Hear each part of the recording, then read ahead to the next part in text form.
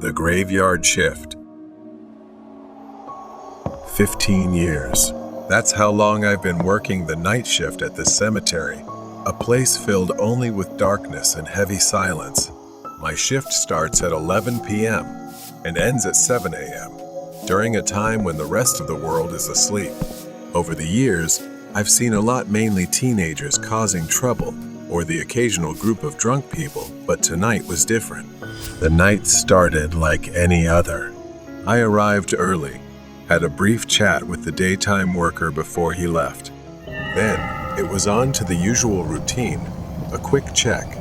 My only job was to drive the golf cart around occasionally, making sure everything was in order. Nothing happened. And tonight, nothing seemed to be happening either. I drove around several times before heading back to the security room for a break, which was right inside the cemetery grounds. Around 2 a.m., I decided to take another lap. As I reached the end of the yard, the headlights of the golf cart swept across the fence, hidden in the darkness. That's when I saw him, a figure standing by the fence. At first, it was just a shadow. I drove closer. Now, I could see it was a man standing outside the fence. His features were barely visible, obscured by the shadows. He was standing still, looking towards me. I didn't want to confront him, not yet, so I decided to circle the parking lot, hoping he'd be gone when I returned. When I came back, he was gone. A deep sense of unease began to settle in. I got out of the cart, slowly, scanning the area again to make sure he hadn't snuck in. But everything seemed normal. Nothing was out of place. So I continued my patrol, passing through the entire yard, which took about 15 minutes. Sometimes I would slow down just to make the time go by faster. 15 minutes later, I got back in the cart and returned to the same spot. He was there again, but this time, he was inside the cemetery, standing on the gravel path. My heart raced as I drove closer, the gravel crunching under the tires. He didn't move, didn't react, just stood there, unnervingly still. I got out of the golf cart and started walking toward him. He looked like a man in his 40s, his clothes dirty and old. I stopped a few meters away from him and told him he wasn't allowed in here and that he should leave soon. I spoke, but he didn't respond or even turn his head to look at me. I reached out, intending to gently tap his shoulder, but the moment my hand touched him, he spun around to face me, his eyes filled with anger, and for a moment, I thought he might attack me. But instead, he turned and started walking, heading straight for the fence. I stood frozen, watching as he effortlessly walked through the fence and vanished into the darkness on the other side. Trembling, I got back in the golf cart and drove straight to the security office. I needed to calm down, to think. Once inside, I locked the door and tried to steady myself, trying to stay calm. Minutes passed, though it felt like hours, and then there was a loud knock at the door. I jumped, my heart racing. Another knock followed, this time more forceful. Panic set in. I had nowhere to go. My mind raced as I grabbed the landline and dialed 911. I explained what was happening, my eyes fixed on the door. The knocking continued, relentless, until it suddenly stopped. The next day, I sat with my manager as we reviewed the CCTV footage. The grainy black and white video played on a small screen, showing the man I had seen the night before. What I saw was horrifying. Just minutes after I entered, the man I had seen in the yard walked to the door. He stood there, motionless, for almost 15 minutes before he began pounding on the door. In his hand, he held something, but the footage wasn't clear enough to tell what it was. It looked like a metal rod or pipe. He was never identified, and I haven't seen him again since that night, but the memory of that night still lingers with me. Every time I drive past the cemetery, I find myself glancing over my shoulder, hoping he never appears again. escape from the terrifying truck. On a Sunday afternoon, Mac and I decided to go hiking in some hills, just an hour's drive from the city. The hill we chose today had a fairly simple trail, not too steep, and when we reached the top, everything felt peaceful, just like any other time we had gone hiking. After a short rest, we started heading down, but just 10 minutes later, Mac began complaining about the rough path. He wanted to take a different trail down. I hesitated but eventually agreed. We hadn't seen another soul since we started our descent. Then we heard the sound of an engine. A rusty, heavy red truck was coming toward us. The man driving rolled down his window and flashed a smile that seemed friendly enough, but something felt off. He offered us a ride. Mac, always trusting, thought the guy seemed nice enough. I wasn't so sure. Mac begged and convinced me to get in, saying it was only a 10-minute drive. I was cautious, but I got in with him. Inside, the truck was shabby but clean. As we settled in, I instinctively started scanning my surroundings. My eyes were drawn to the floor, where I saw a coil of rope behind the driver's seat. Unease began to creep in. 10 minutes passed. We were no closer to the main road, and the woods around us grew denser. I asked the man how much longer it would take. He said we were just taking a different route and that we'd have to stop somewhere to pick up his stuff. We stopped in front of a small cabin, hidden deep in the woods. There was an old tree stump out front, with a large axe stuck in it as if he had been chopping wood. I glanced at Mac, but he seemed excited and trusting of the man. The man turned off the engine and got out of the truck. He said, "Stay here. I'll be right back." As soon as he was out of sight, panic started to rise within me. I turned to Mac, pleading with him to leave, not to get out, but he didn't see the danger I saw. That's when I turned back to the truck and saw it. Half hidden under the driver's seat was an axe. Dark stains covered the blade stains that could only be blood. I quickly told Mac to look. He froze, his face turning pale as he realized the danger we were in. Without another word, we bolted into the forest, fleeing the imminent threat. We crashed through the thick underbrush, not caring where we were headed as long as it was away from that cabin, trying to stay on a trail to avoid getting lost. Finally, the trees began to thin, and I could see the wooden fence surrounding the parking lot. A wave of relief washed over me. But then I saw it. The man's truck was parked on the other side of the lot, engine off, lying in wait like a predator ready to pounce. Mac wanted to run to our car, but I held him back. The parking lot was too wide, too exposed for us to make a safe escape. We hid behind a large tree, cloaked in the darkness. Time seemed to stretch, each second feeling like an eternity. As night fell, I heard a sound. The truck's door creaked open. The man climbed out, glancing around the forest once more. Mac made a mistake. He stepped on a branch, causing a snap. The man noticed and lingered for a moment, then started walking toward a nearby tree. We covered our mouths, hearts pounding, afraid to breathe or move as he came dangerously close to where we were hiding. Just then, a forest ranger approached the truck. The man seemed startled or afraid of being caught, so he quickly returned to his truck and drove away. As soon as he was gone, we bolted to our car, not stopping until we were inside with the doors locked. We sped out of there as fast as we could. That night, we drove in silence. The danger was behind us, but the fear lingered. As we finally returned to safety, I couldn't help but think about what might have happened if we had stayed in that truck any longer. When we got back, we reported the incident to the forest rangers so they could investigate and warn other hikers to be more cautious. Headless bus passenger. Late at night, the university campus was eerily quiet and shrouded in darkness. Kala hurried toward the campus bus stop after a long evening of studying. The long, empty street was lit by only a few dim streetlights. There was only one bus left at the stop, its headlights cutting through the cold, misty air.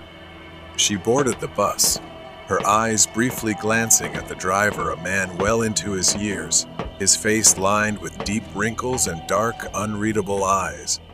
Calla sat in the middle of the bus, trying to relax, but she suddenly sensed something strange. Through the rearview mirror, she realized the driver was staring at her intently. His eyes never left her, as if he was searching for something on her face. After a few minutes, she began to feel something was wrong. The route they were taking was unfamiliar. Instead of heading toward her dormitory, they were drifting into a desolate area where thick darkness swallowed everything. She leaned over, peering out the window, looking around in growing confusion. Calla turned to remind the driver about her destination, but he didn't respond. His eyes were no longer on the mirror but fixed straight ahead. He pressed on the gas, speeding up, ignoring the narrow, winding roads. Calla's fear surged. She raised her voice. This isn't the way to my dorm. But the driver didn't hear or didn't care. His face had gone pale, as though he was terrified of something unseen. Suddenly, the bus swayed, and vague shapes began to materialize outside the windows. At first, they were shadows of people standing by the roadside. Then they became clearer faces with empty eyes, mouths wide open as if screaming in silent agony. They stood there, watching like bloodthirsty specters. Calla curled up, trembling, too afraid to look at those ghostly figures for long. She felt like screaming. After what felt like an eternity, the bus finally slowed down. The familiar sight of the dormitory building appeared ahead, and she felt a wave of relief wash over her. Without wasting time, she grabbed her backpack and hurried off the bus. As she stepped onto the sidewalk, she heard the driver's voice for the first time that night. His voice was low, trembling, and filled with an urgency that sent chills down her spine. The driver's words were brief, but they hit Calla hard. Wait! His voice was tense. The driver told her that when he looked in the mirror earlier, he didn't see her head, only a headless body sitting where she was. He had been driving in circles, trying to shake off the spirit he believed had latched onto her. He couldn't hear her when she spoke because, in his eyes, she had already disappeared. He then warned Calla, "When you get to your room, take off your clothes and burn them immediately." Calla stood still, the weight of the driver's words pressing down on her. Staggering, Calla made her way into the dorm building, her mind still spinning. She fumbled with her key at the door, her hands shaking uncontrollably. Once inside, Calla rushed to her roommate's bed, shaking her awake. Her roommate listened, wide-eyed, as Calla explained what had happened. Without hesitation, Calla frantically began taking off her clothes, her movements hurried and desperate. She gathered them into a pile, staring at them as her mind replayed the driver's warning. With trembling hands, Calla picked up the clothes and went to the bathroom. She struck a match and dropped it onto the pile of fabric. The flames quickly consumed the clothes. But had it really ended? She returned to her room, exhausted, lying down on her bed, but unable to shake off the lingering terror. The room was silent. Only the sound of her and her roommate's breathing filled the space. The next morning, sunlight poured in, as if to dispel the previous night's fear, but unease still clung to her. She stood before the mirror, seeing herself clearly. Her head, her eyes, and her entire body, but her gaze was far from peaceful. She couldn't erase from her mind the image the driver described the moment when he didn't see her head in the mirror. The darkness from the night before still lingered in her thoughts, as if waiting for a moment of weakness to return. She knew her life would never be the same. The haunting memory of being headless and the spirit the driver had tried to divert would forever follow her, reminding her that terrifying things exist right next to us in the most unexpected moments. Abandoned house invaded. Behind my house, there is a large but old and decaying building. It no longer resembles a home. It now looks more like an abandoned house. It has been vacant for decades, or so my parents said. But every time I passed by, I would unmistakably hear the sound of electricity crackling from inside. It made no sense. I couldn't shake the feeling that something was wrong. Finally, one day I decided to investigate. I asked my friend Tim to come with me after school. He agreed, though we both felt a tense, underlying dread as we stood in front of the house, a bad premonition hanging in the air. As soon as we pushed the door open, it creaked on its rusty hinges, filling the silence. Inside, the air was thick with an unbearable stench, a mix of mold and rot. Scattered across the floor were piles of old dog food, and the foul odor hit us in waves. We carefully stepped through the strange debris and noticed something odd. The floor was littered with nails, hundreds of them, along with animal traps, as if someone had deliberately tried to prevent people from walking through the house. We tiptoed through, avoiding the nails, our curiosity growing stronger with each step. Then we heard the sound of an electric charge, followed by a scream of pain from upstairs. It sent a shiver down my spine. We should have turned back, but our curiosity got the better of us, and we decided to climb the stairs. On the second floor, the noise led us to a closed door. From behind it, we heard a man's voice muttering something strange, as if giving commands. What was happening on the other side? Summoning our last bit of courage, we tiptoed up the stairs and peeked inside. The sight was more horrifying than anything I could have imagined. It looked like someone had been chained up. Two people sat on the floor, appearing to be a couple who had been captured and imprisoned. Their eyes were wide open, filled with terror. A man stood before them, holding a stun gun, threatening them to follow his commands. For a moment, the room fell silent as the two people stared at us in disbelief. Their eyes pleaded for help, silently begging for mercy. Then their voices broke with desperation, sobbing and pleading not to be harmed. The man panicked, shouting at them to be quiet while violently beating them with the stun gun. But they continued screaming, their cries echoing through every corner of the room. Tim froze, paralyzed with fear, and accidentally knocked over a piece of wood, creating a loud noise. That was when the man noticed us. The man turned toward us, his eyes filled with rage. Without hesitation, he grabbed the stun gun and charged at us. We bolted down the stairs, but Tim wasn't fast enough. His screams echoed down the hallway as I heard the crackling of the stun gun. I didn't stop running until I was outside, my heart pounding in my chest. I called the police, barely able to get the words out, but I knew I couldn't leave Tim behind. I ran back into the house, trying to stay as quiet as possible, recalling the self-defense lessons I had learned at school. The door to the room was still open, and I peeked in. My blood ran cold. I couldn't believe what I was seeing. The man was putting a collar around Tim's neck, his hands already bound tightly. I couldn't just stand there and watch my friend and these innocent people suffer like this.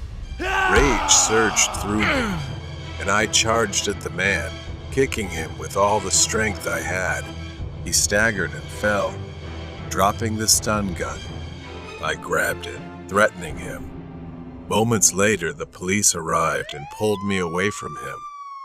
As the police began to untie the captives, they discovered something even more horrifying. Their feet had been glued to the floor with industrial adhesive. I was horrified that the man had gone to such lengths. Finally, the rescue team arrived, and the hostages were freed, though their condition was dire. They had been beaten, starved, and fed animal food. When the police interrogated the man, His chilling response was that he wanted to keep humans as pets. In the end, he was arrested and taken to prison. None of us ever spoke about that day again. This is a warning from what I witnessed. If you ever come across an abandoned house, no matter how strong your urge to explore, resist it. Stay away, because no one can guarantee you will make it out alive. Late night passenger. When I was younger, chasing money at all hours of the night seemed necessary. I picked up a side job as an Uber driver.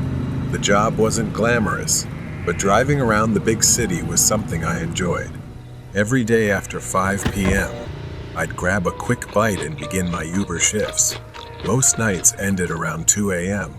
This story took place on one of those long nights, about 6 months after working 2 jobs simultaneously. There was a hospital downtown with a large parking lot. It became my regular spot to take short naps while waiting for rides. It was quiet, away from the city noise. That night, after hours of driving, I went there to rest. I didn't plan on sleeping long, just a 15-minute nap. When I woke up, I couldn't remember where I was for a few minutes.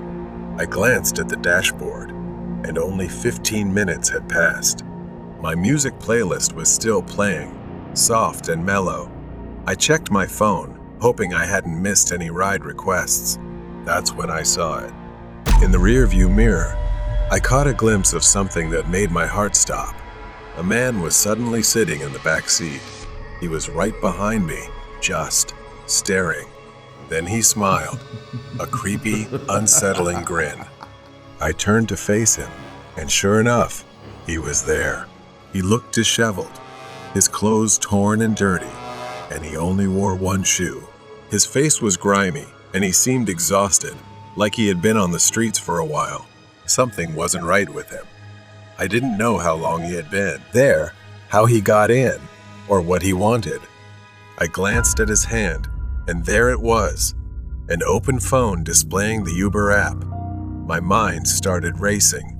Maybe he had wandered out of the hospital, saw my car running, and thought it was his ride. I tried to stay calm. "Hey, are you waiting for a ride?" He didn't respond right away. His eyes darted from the roof of the car to the floor, avoiding my gaze. I pointed to his phone, hoping he understood. I asked again, "Do you need a ride?" He nodded. The gesture was slow, cautious, and uneasy.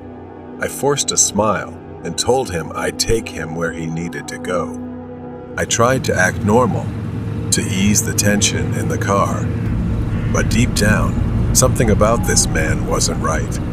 I left the hospital parking lot, following his vague directions to an old, closed-down music venue downtown. Then it hit me. I hadn't accepted a ride request on the Uber app. This guy wasn't my passenger. I glanced at the rear-view mirror again. His phone didn't show any ride request. He wasn't connected to me at all. I spoke, trying to keep my voice calm. "I just realized this ride hasn't been registered. Can you find me on the app quickly?" That's when his entire demeanor changed. He scoffed, looking out the window, then turned to me with a cold expression, saying he wasn't going to pay for the ride. I nervously chuckled, hoping it was a joke, but he remained silent. The atmosphere in the car grew tense. I glanced at him again and noticed a hospital discharge bracelet on his wrist and a dirty backpack beside him. I was trapped in the car with a homeless drifter who must have snuck in while I was asleep. I needed to get him out. I told him I wasn't giving him a free ride across town, and that he was lucky I hadn't called the police. But before I could grab my phone, he lunged and wrapped his hands around my neck. His hands were rough, calloused. I struggled trying to pry his fingers off, but he was too strong. A stench emanated from him. I could barely breathe. Instinct kicked in, and I slammed my foot on the brake. The sudden stop sent him flying forward, loosening his grip just enough for me to break free. I swerved toward the curb. He was dazed. I shifted the car into park, dialed 911, and honked the horn. He groaned, recovering from the impact, and started coming at me again. But this time, I wasn't powerless. I screamed into the phone, describing everything as fast as I could.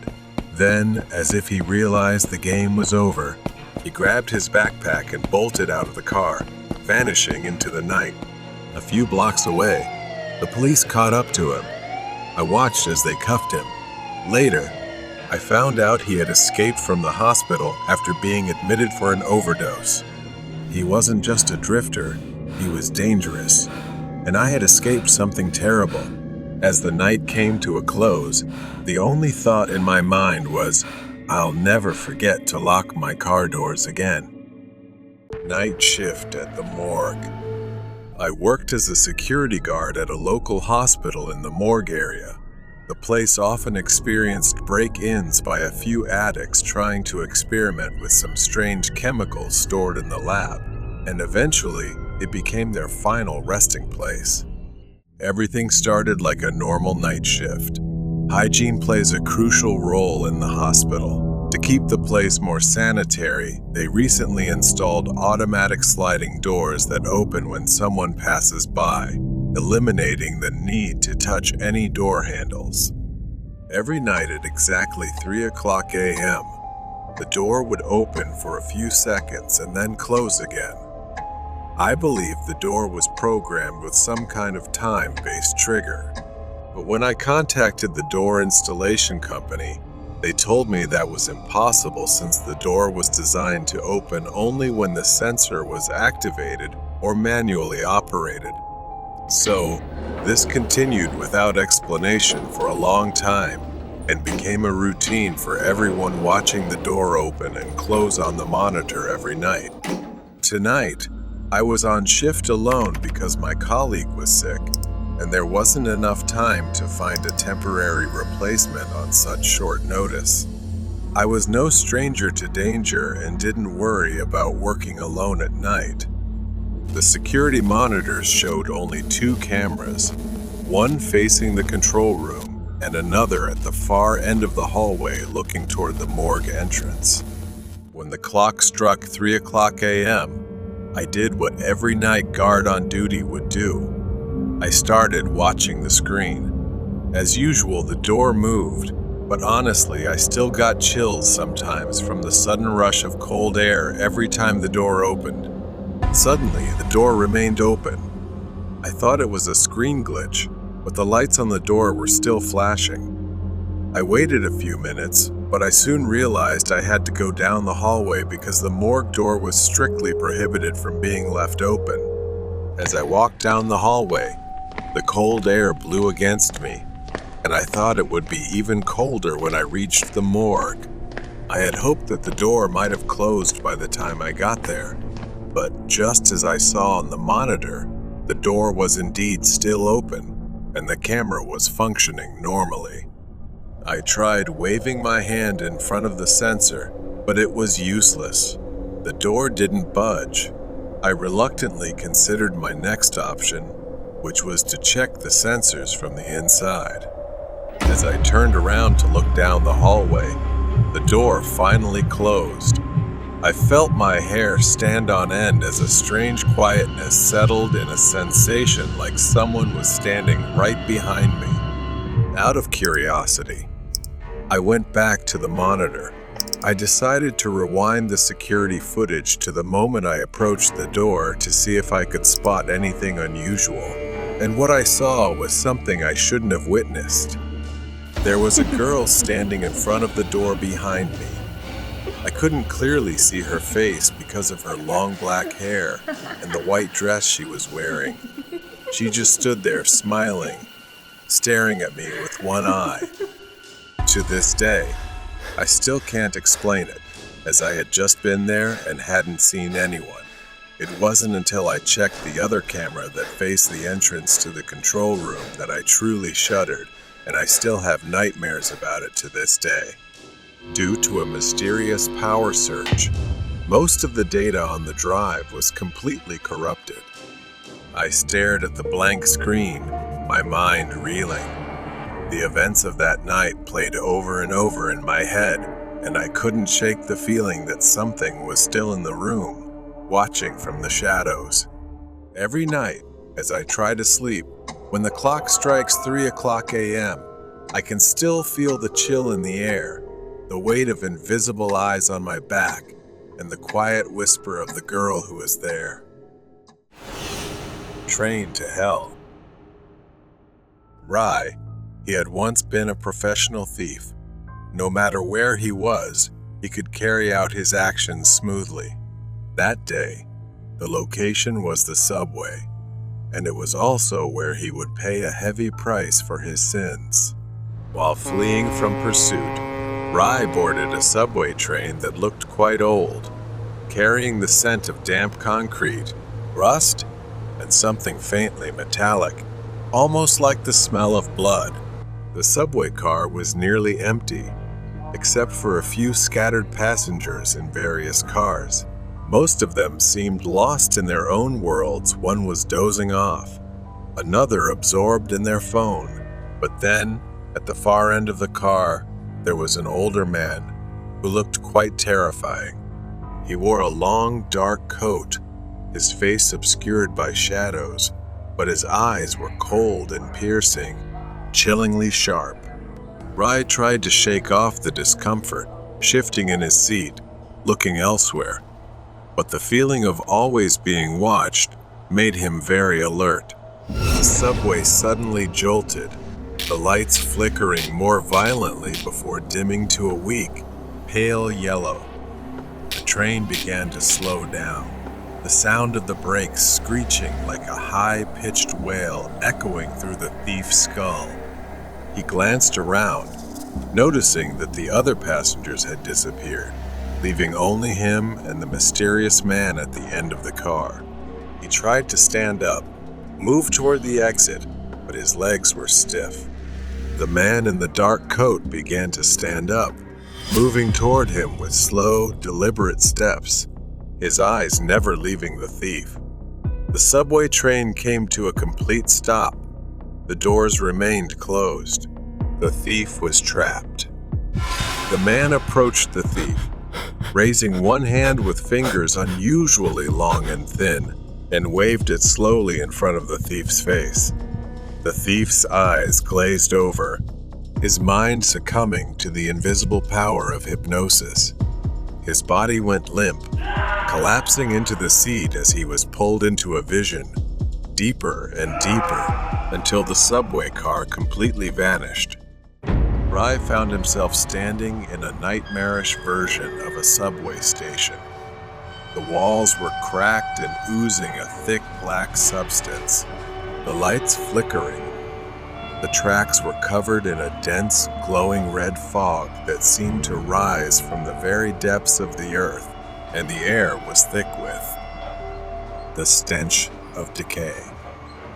The thief staggered forward, his breath coming in ragged gasps as he looked around, trying to find a way out. But the exits were blocked, sealed shut by heavy iron gates covered in chains and padlocks that had mysteriously appeared. A moment later, he suddenly saw a reflection in the glass, a reflection of himself, but with his coat tattered and scorched, his face pale and gaunt, with hollow, sunken eyes. His lips twisted into a grotesque, terrifying smile. Scenes of his past crimes played out before him, distorted and twisted into horrific images of suffering and despair. In one scene, he watched himself pickpocketing a man on the subway, but this time, the man turned to him, his face melting away to reveal a skull with eyes burning with fire. The skeletal figure grabbed the thief's wrist, pulling him into the darkness where the sound of screams echoed. Next, another vision unfolded. Rai broke into an apartment, and suddenly, the floor beneath him collapsed. He fell into a pit filled with writhing hands, clawing at his flesh as they dragged him down. as if pulling him into hell.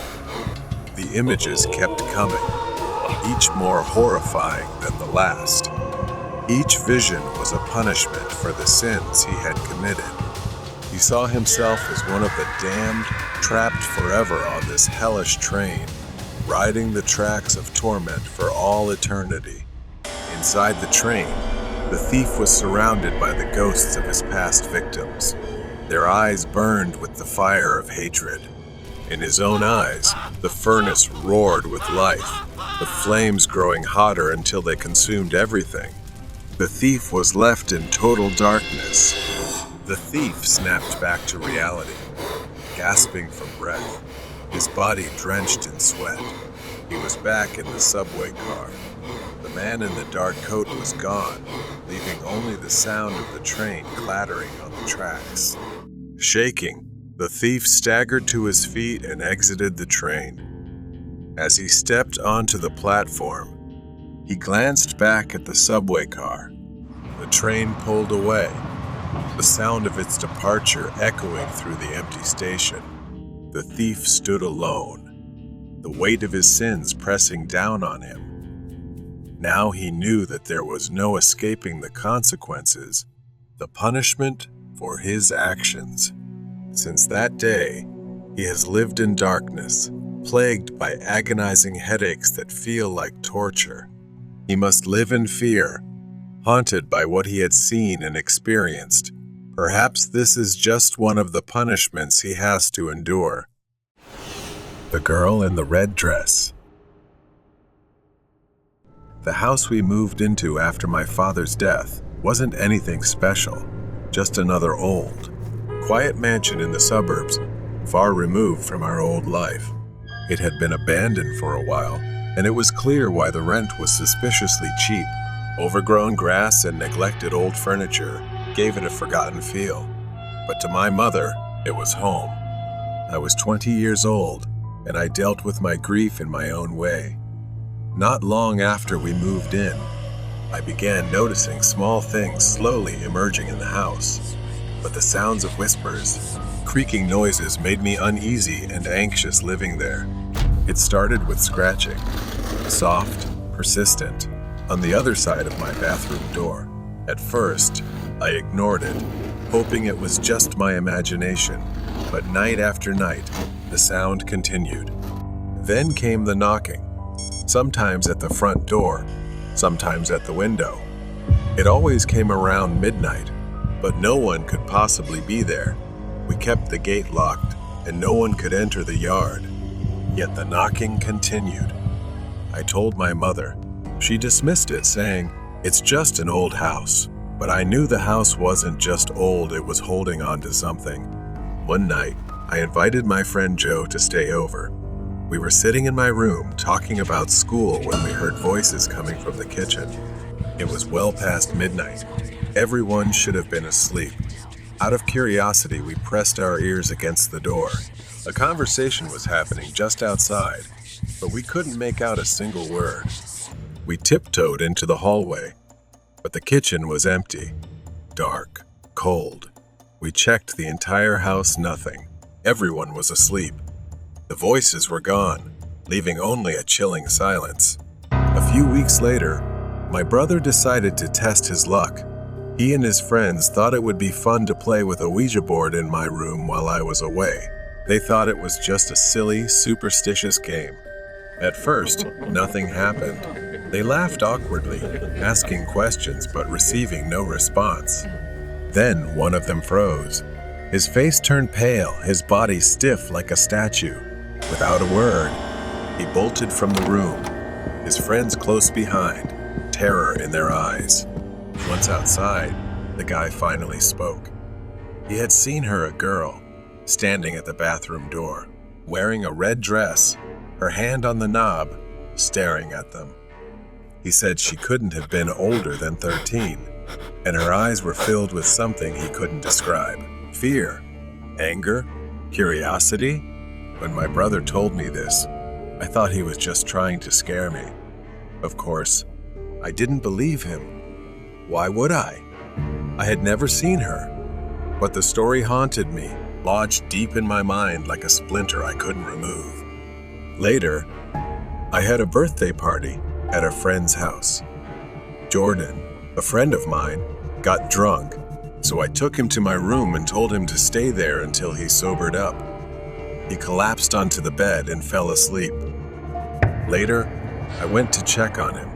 The room was pitch black, with only a faint light coming from the bathroom. Jordan wasn't in bed.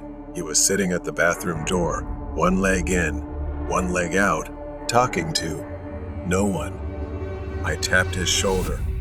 He jumped, then looked at me, confused.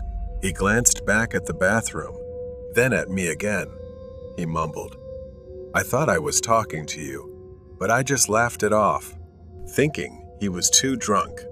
The next day, he explained, I was teasing him, but he was dead serious. In his drunken state, he had seen a girl in the bathroom. She was wearing a red dress, standing in the middle of the bathroom, asking why he was there. And when I walked in, she disappeared. It didn't stop there. The hauntings, the knocking, the voices continued. My fear grew as one by one. People close to me began talking about an entity that I had never seen in this house. I left my room and went to talk to my mother. While we were on vacation, my aunt and uncle stayed at the house. When we returned, they were sleeping on the living room floor, terror etched across their faces. They said the shower in my room kept turning on by itself, and the radio too, making it impossible for them to stay inside. My mother had no choice but to confront the landlady, who initially denied everything. But the truth came out. The landlady's mother had lived in this house as a teenager with her twin sister, who had ended her life in the bathroom wearing a red dress. It was all true. The red dress, the girl, the spirit trapped within the walls of our home. I didn't know how I was going to convince my mother to leave, but since we were struggling financially, it was piling up, so I had no choice but to stay in the house a little longer. The girl in the red dress. The days that followed were tense, filled with a thick sense of unease that blanketed the house. My mother decided we should move out and find a new place to live. However, things weren't settled yet, and we faced difficulties. So we had to stay in the house a little longer to figure things out. That was our last night in the house. I couldn't sleep. The woman in the red dress kept lingering, haunting my mind. I lay in bed, wrestling with these thoughts until I couldn't take it anymore. I needed to see the house one last time. I got out of bed and walked through the dark hallway. I headed to the bathroom, where it all began. As I reached the bathroom, a chill filled the air, heavy with tension. I hesitated at the doorway, feeling something preventing me from turning on the light. I stepped inside, the cold tiles pressing against my feet, and then I felt another presence in the room. Fear gripped me tightly. Her presence was so strong, I could feel her breath on the back of my neck. I didn't dare turn around, didn't dare move. As I stood in the darkness of the bathroom, a cold hand rested on my shoulder, and a flood of images of the girl in the red dress filled my mind. It was as if she was showing me her story, buried for decades. The girl, now known to me as Maria, had lived in this house long ago. She was intelligent and talented, but her life was full of suffering because her twin sister was always more favored for her beauty. Everything about Maria seemed overshadowed by her sister. As the years passed, she felt trapped in her own home, living in her sister's shadow, who seemed to have everything Maria longed for. The breaking point came when her sister fell in love with a man. They planned to marry, with their parents' blessing. But Maria, who had quietly loved the same man, was devastated. Even her own chance at happiness was taken from her. Unable to bear the pain, Maria spent much of her time in the small bathroom. It became her sanctuary, the only place where she could escape the suffocating presence of her sister and the life she felt was never meant for her.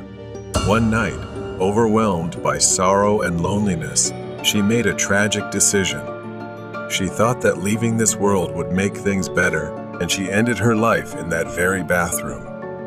Her sister, consumed by guilt, left the house in grief, but Maria's spirit remained bound to the house, trapped in the place where she had taken her own life. As the images faded, I understood the profound despair of Maria. Her spirit had lingered all these years, waiting for someone to recognize her pain.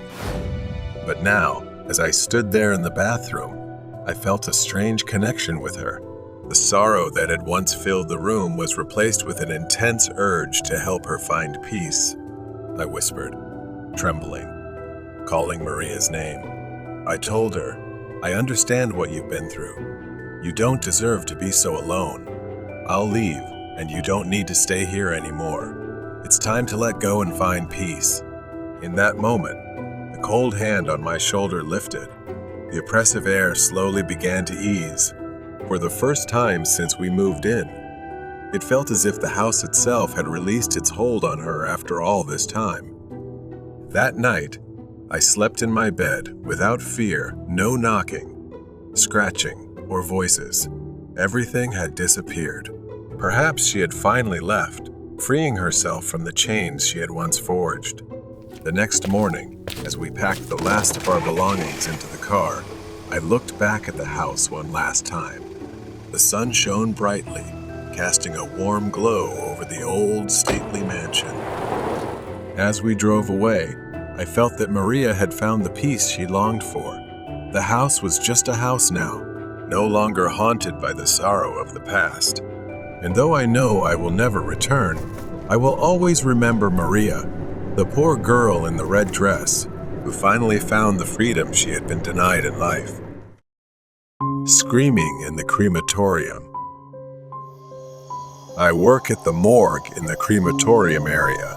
It's not exactly the most glamorous job, but it helps me pay the bills, and that's what's important to me. Plus, I don't exactly hate working there. I've never been the most sociable person, so at least I don't have to deal with many people. Technically, my job isn't much different from filing paperwork in an office job.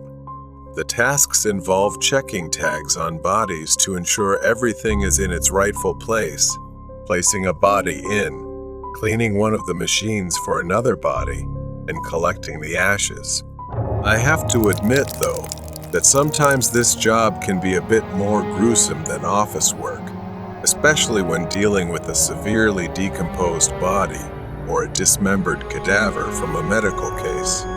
But I've gotten used to things like the smell of burning flesh, human ashes on my clothes, and so on. It was one of those days when I was working alone. We had 5 bodies to cremate and 3 machines. I had placed 2 of the bodies in the machines and was waiting for them to finish. It would take about 2 hours to cremate one body. Bodies can make sounds when they're burning. Sometimes it's moans or hissing noises. These are just the sounds of gases escaping from the body, a pretty unsettling part of the decomposition process that no one really talks about. But I've mostly learned to tune those sounds out. I had just checked the ID on the body I had placed into the machine, a tiny old woman who had arrived the day before. Her name was Hylis. She had died from a fall and had a horridly long gash on her head. She was definitely dead when I placed her on the conveyor belt. My attention was on the body I had just put in, and as I listened, I could hear it, the faint, indistinct sound of a weak scream. I had never heard a dead body scream before. I thought it was just the air escaping or something like that, so I shrugged it off and went back to preparing the next body. But then I heard a knocking from inside one of the machines. I froze for a moment, and my heart began to race. I turned back to Hylis's machine.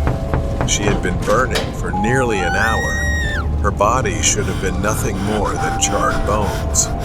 Yet, I could see movement, hear the banging. The screaming started again, this time louder. My hands trembled as I tried to make sense of what was happening. But the banging grew more intense, and the scream turned into a desperate, raspy voice, choking out the words,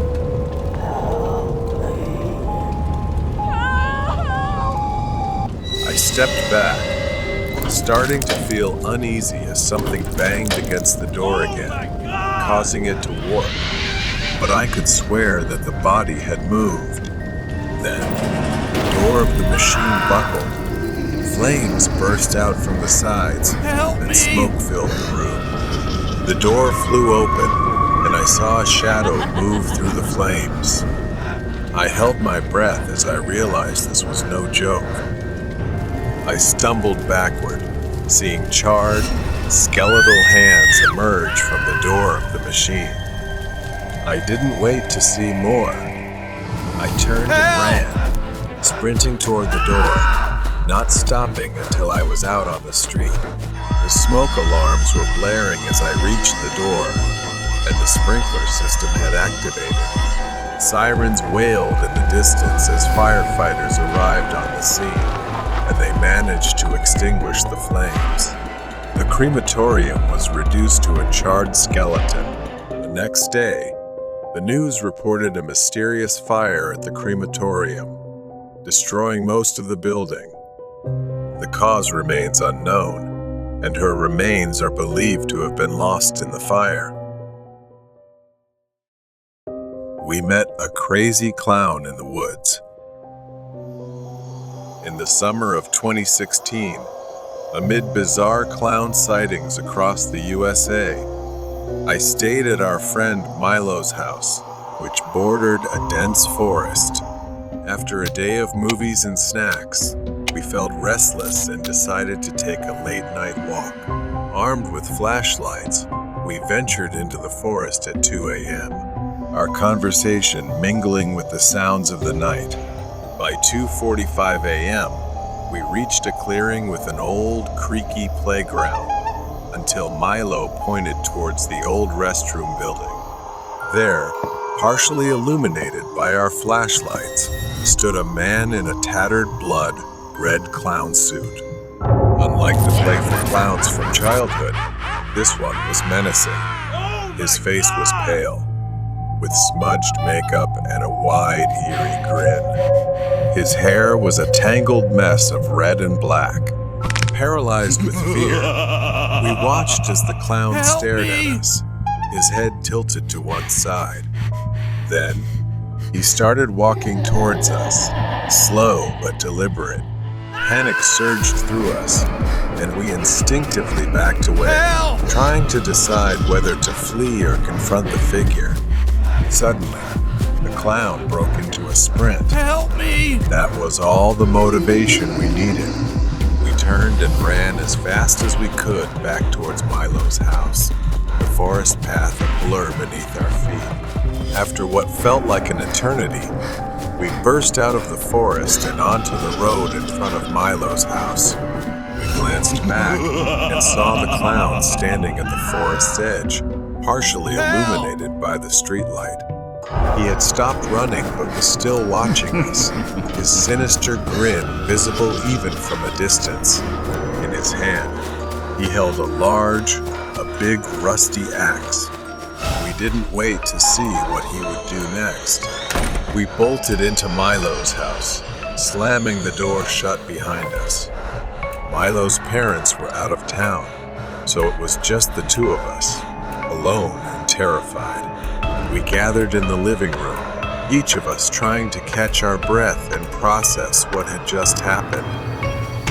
Milo turned on the front door camera, and we watched the screen in tense silence. The clown appeared at the edge of the frame, walking slowly down the street towards the house.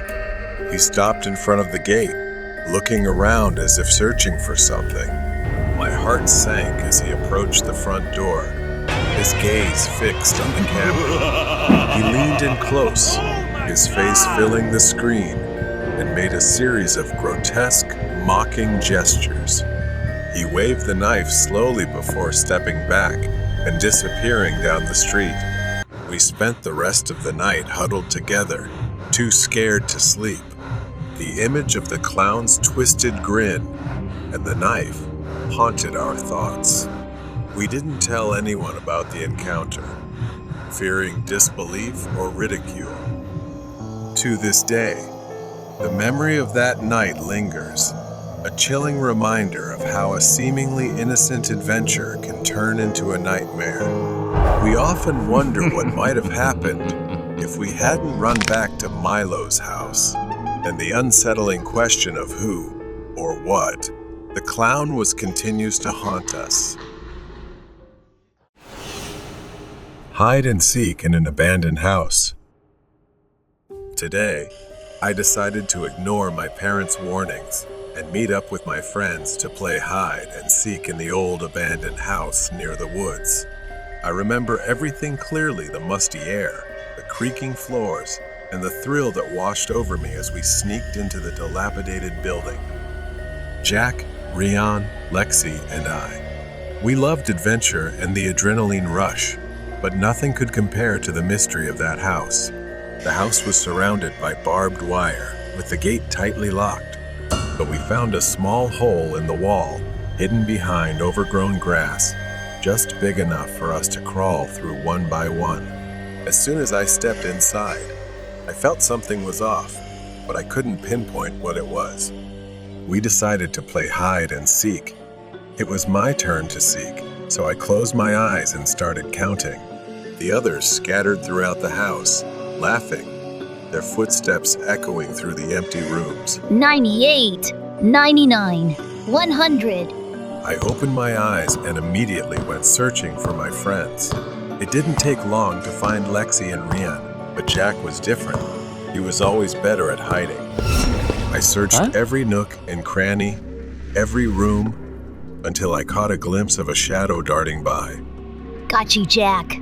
I mumbled and ran after him. But something was strange. The shadow seemed faster, slipping around corners as if leading me on. My excitement turned into doubt and fear. No matter how close I thought I was, the shadow always evaded me, disappearing just as I was about to catch up.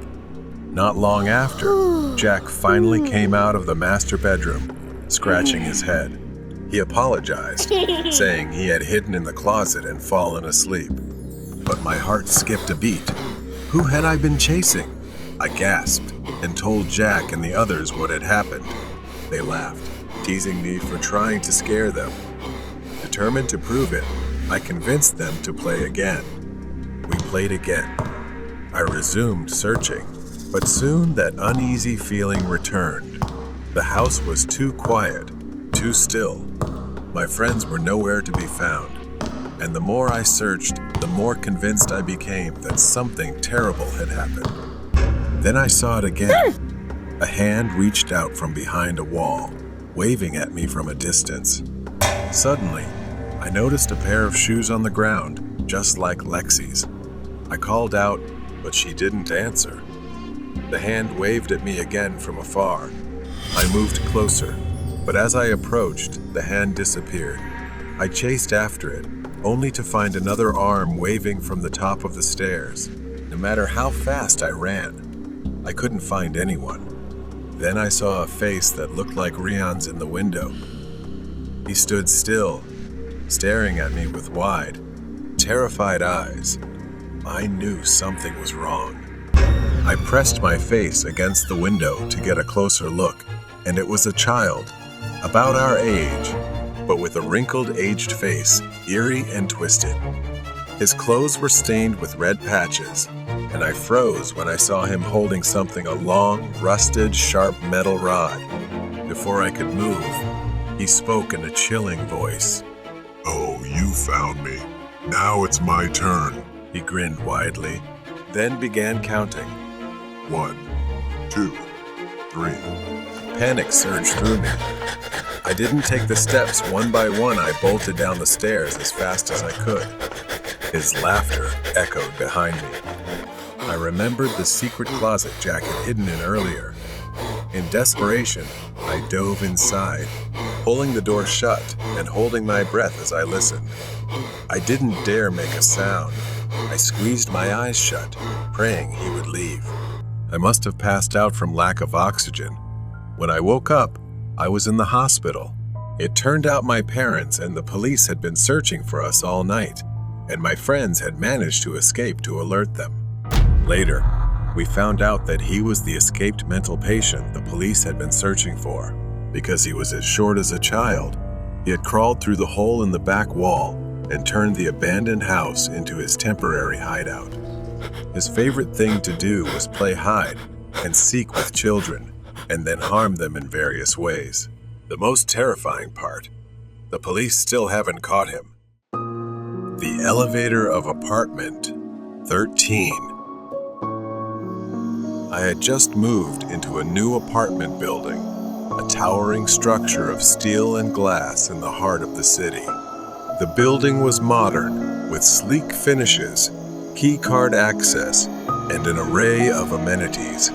But what attracted me most was the affordable rent, something almost too good to be true in this part of town. My apartment was on the 13th floor, which didn't bother me despite the superstitions surrounding that number. The first few weeks were uneventful. I was still settling in, getting used to the sounds of the city and the hum of the building. The neighbors were quiet, and I rarely saw anyone in the hallways or elevator. However, I began to notice something strange about the elevator itself. Every time I used it, it seemed to take longer to reach my floor, and there was always a strange clicking noise just before the doors opened. One evening, after a long day at work, I stepped into the elevator, ready to unwind in my apartment. The elevator was empty, as usual, and I pressed the button for the 13th floor. The doors slid shut with a soft hiss, and the elevator began its ascent.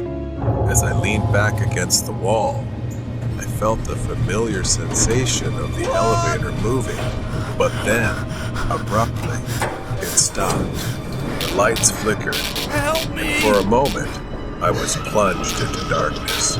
My heart raced as I fumbled for my phone, using its screen as a makeshift flashlight.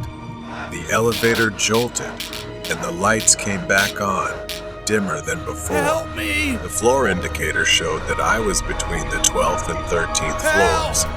I pressed the buttons repeatedly, but nothing happened. Suddenly, the elevator began to descend slowly, as if under someone else's control. The air grew thick, and I felt a strange pressure on my chest, like something heavy was pressing down on me.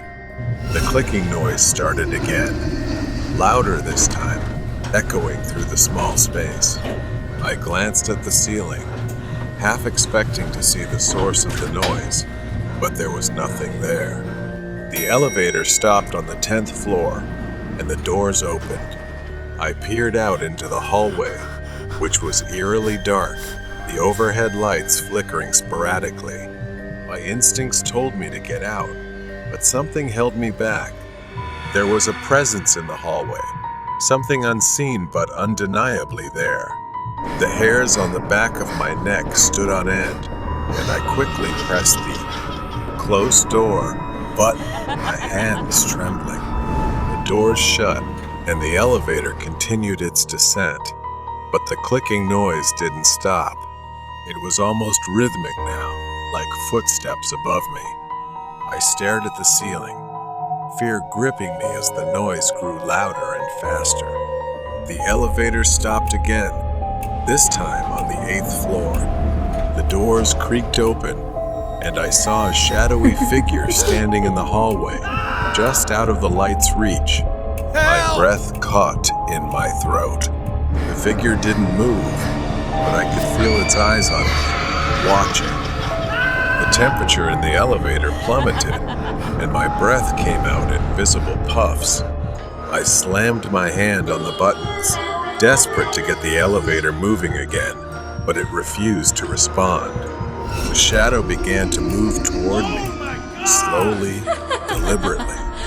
Just as it reached the threshold of the elevator, the doors snapped shut, and the elevator plunged downward, faster than before. I held onto the railing, my heart pounding in my ears. The clicking noise was now deafening, as if whatever was in the elevator shaft was right above me, following me. The elevator stopped suddenly, the doors opening to the lobby. I stumbled out, gasping for air, and looked back just in time to see the shadowy figure standing in the elevator, its hand outstretched as if reaching for me. The doors closed, and the elevator ascended again, disappearing into the darkness of the shaft. Shaken, I reported the incident to the building management, but they found nothing wrong with the elevator. I moved out the next day, unable to shake the feeling that something malevolent was lurking in that elevator, something that wasn't bound by the rules of the living.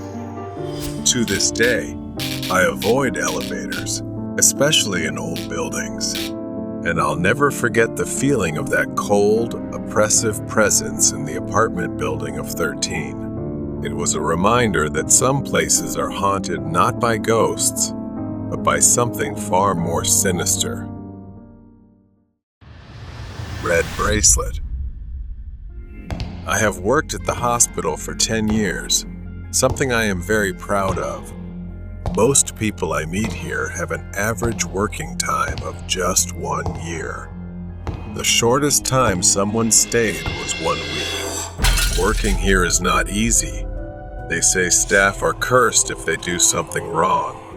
Lights fall on people's heads, they slip on completely dry floors, and fires frequently break out. Patients sometimes become inexplicably violent. No matter how many times they inspect the building or add security staff, the employees always seem to be targeted by bad luck. Even after many years here, I don't know why, but I don't believe in that. I just try to do my best at work. Since working here, nothing unfortunate has ever happened to me. Sometimes I hear strange noises, but they are insignificant. I've gotten used to it and become resilient. One night after a late shift, I stepped into the elevator and immediately pressed the close button to slowly descend to the lobby from the 11th floor, alone. When it reached the 9th floor, the door opened. Reflexively, I reached out to press the close button but stopped when I saw someone standing there. It was a beautiful young girl I had never seen before, probably a new intern. Something about her made me want to talk and ask about her work. I placed my arm in the door to let her in. I asked if she was new.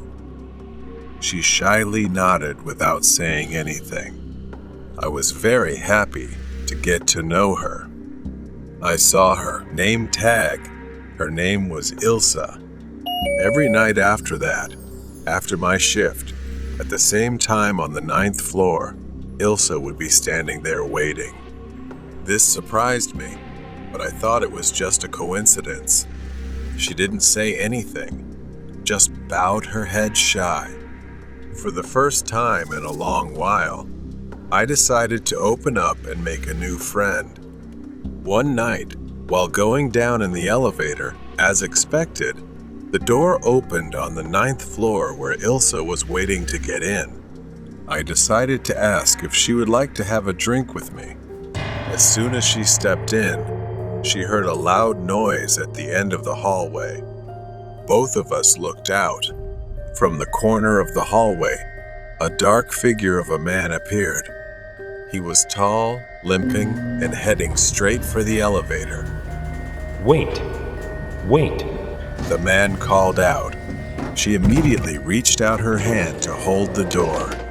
The man sped up and shouted, Help me! Help me! Help me! As the man got closer, my stomach began to churn. Wait, Something wasn't right with me. The man was now just a few steps away from the elevator.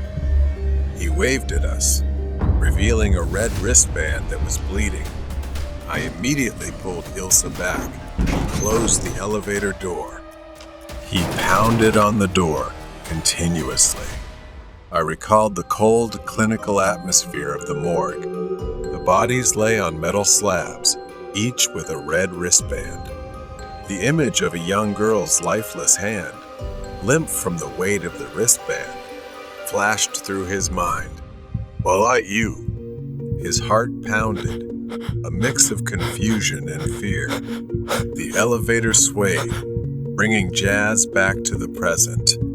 He looked at Ilsa again. She slowly and coldly said, Why did you do that? Why didn't you help him?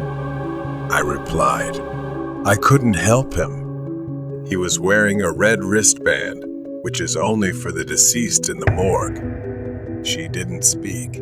Then suddenly, she pressed the button to go down to the warehouse basement. Even I rarely go down there alone. I followed Ilsa down a narrow, dark corridor he hadn't noticed before. The walls were adorned with old, faded photos of patients and staff, all wearing red wristbands. The air grew colder. Then her hand fell down, revealing a red wristband. Her back was covered in numerous torn shirt marks. I froze, wondering what this was. Dizzy, dreaming perhaps. I started screaming loudly, and she gave me a horrifying smile. At that moment, all I could do was run for my life, and she kept slowly following me.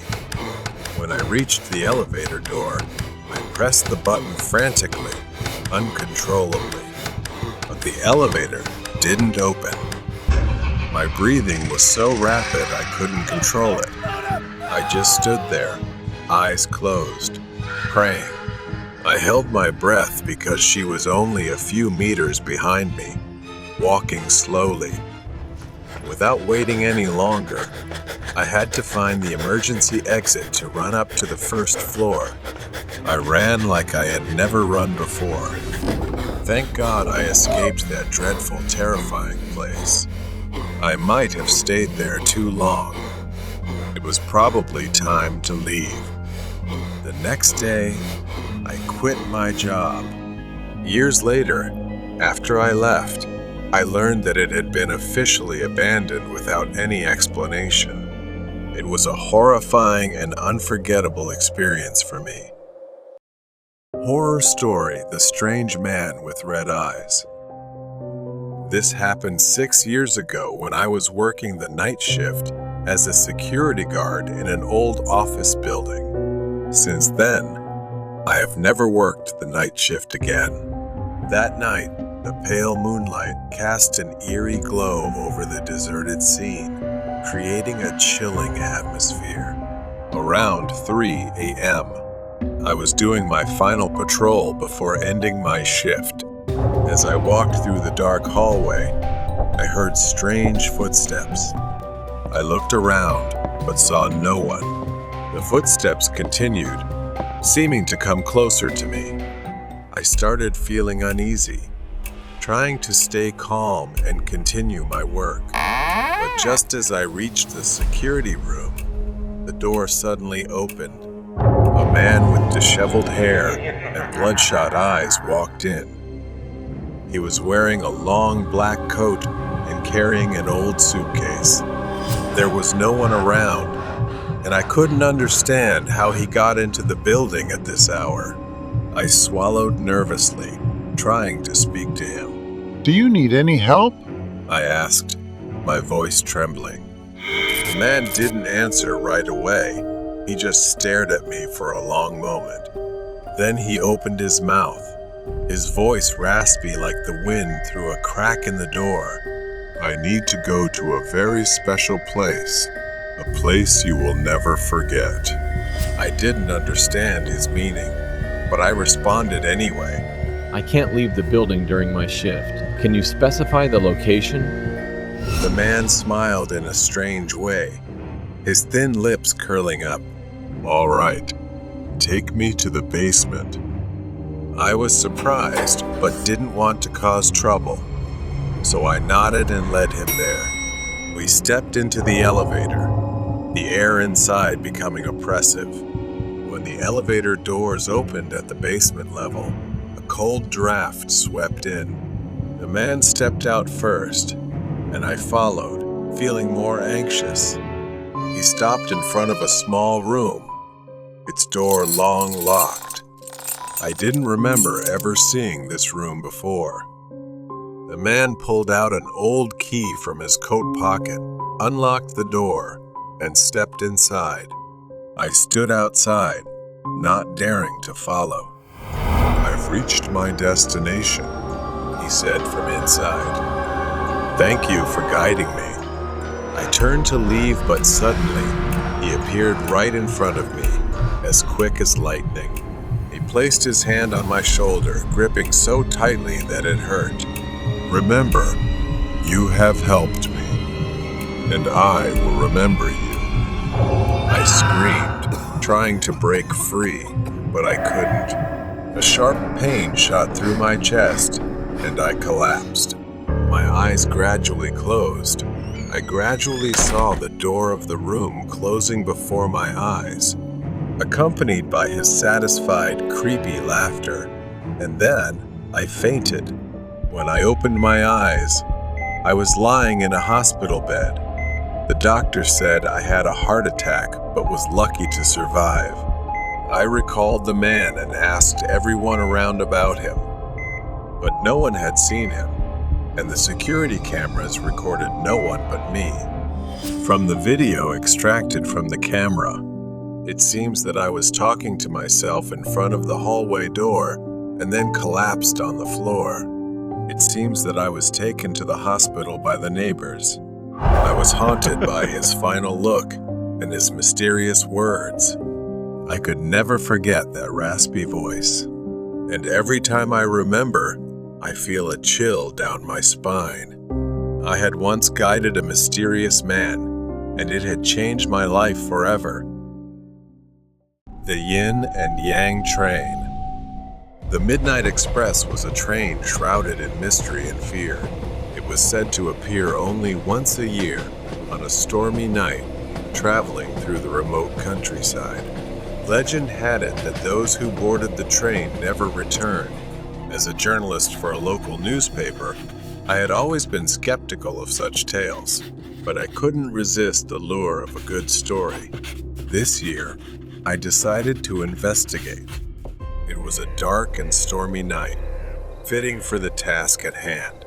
I drove to the old, abandoned train station where the Midnight Express was rumored to appear. The station was in disrepair, with weeds growing through the cracks in the platform and broken windows staring like empty eyes. The air was thick with anticipation and the distant rumble of thunder. I set up my camera and waited, the rain pouring down relentlessly. Just as I was beginning to doubt the legend, a distant whistle pierced the night. My heart raced as I saw the faint glow of the train's headlight approaching. The Midnight Express emerged from the darkness, an old steam engine with an eerie, almost spectral appearance. The train slowed to a halt, its doors creaking open. Despite my fear, I boarded the train, determined to uncover the truth.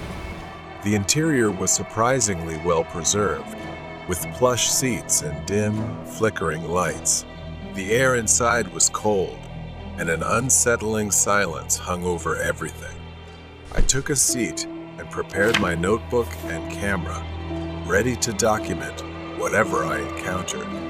As the train began to move, I noticed that I was not alone. A few other passengers were scattered throughout the train, all of them staring straight ahead, their faces devoid of emotion.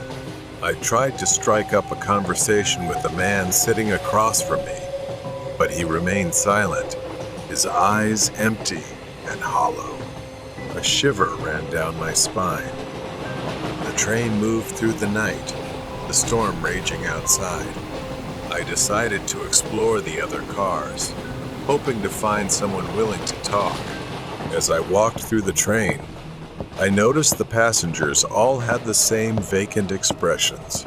They seemed more like mannequins than living people. My unease grew with each step. In the last car, I found a conductor. He was an old man with a weathered face and piercing eyes that seemed to see right through me.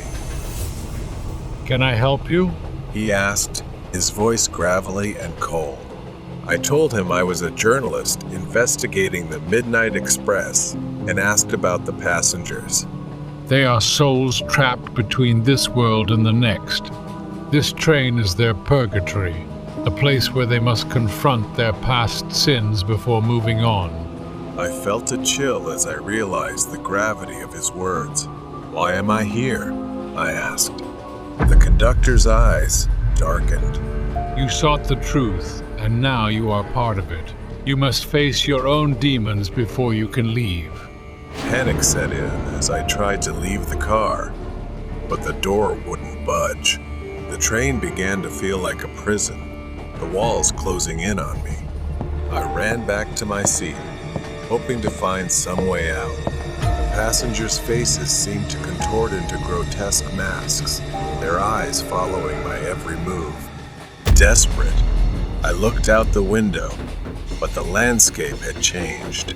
Instead of the familiar countryside, I saw scenes from my own life, moments of regret, guilt, and pain. The train was forcing me to confront my own past. As the storm outside intensified, so did my memories. I realized I had spent my life running from my mistakes, never facing the consequences of my actions. The train slowed to a stop, and the conductor appeared again. It's time, he said.